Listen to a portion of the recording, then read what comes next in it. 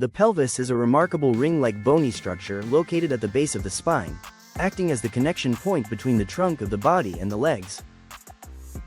Its very name comes from the Latin word for basin, which describes its bowl-shaped form.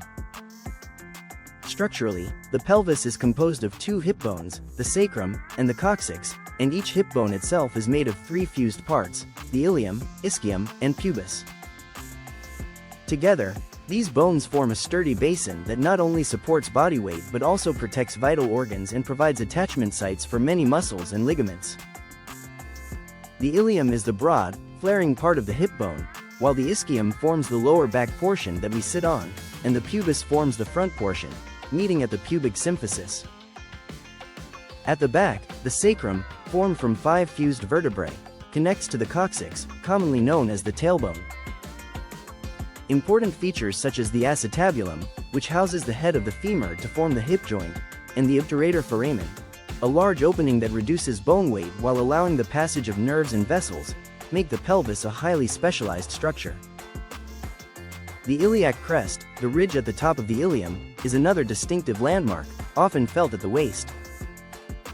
Anatomically, the pelvis is divided into two parts: the false pelvis, lying above the pelvic brim and supporting abdominal organs, and the true pelvis, located below the brim and containing pelvic organs. This arrangement ensures both support and protection. The pelvis has the crucial function of transmitting the weight of the upper body to the lower limbs when standing, walking, or running, while simultaneously absorbing shock. Beyond its role in weight-bearing, it safeguards organs such as the bladder, rectum, and reproductive structures, and contributes to balance and posture. One of the most fascinating aspects of the pelvis is the difference between males and females.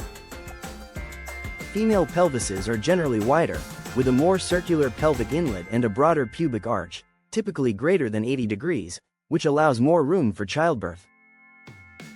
Male pelvises, by contrast, are narrower, deeper, and more robust, with a pubic arch less than 70 degrees and a heart-shaped pelvic inlet. The female sacrum is shorter and wider, while the male sacrum is longer and more curved. These differences reflect the unique adaptation of the female pelvis to accommodate pregnancy and childbirth, while still maintaining strength for locomotion.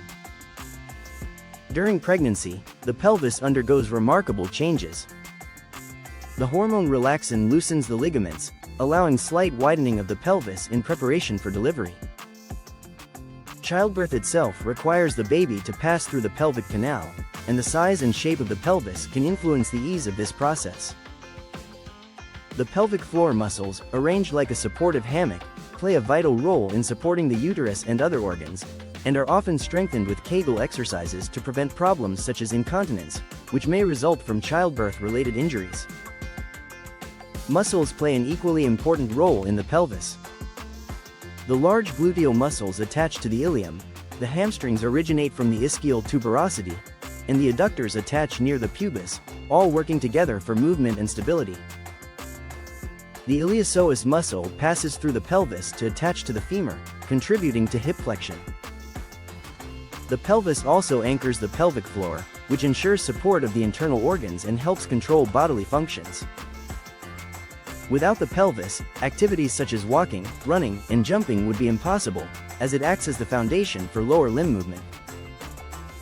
Nerves and blood vessels also travel through the pelvis.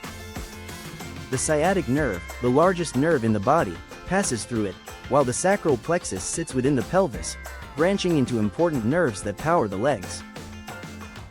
The obturator nerve runs through the obturator foramen, and major blood vessels like the iliac arteries and veins ensure circulation to and from the pelvis and lower limbs. From a medical perspective, the pelvis is extremely important. Pelvic fractures, often the result of severe trauma, can be life-threatening due to their association with internal bleeding.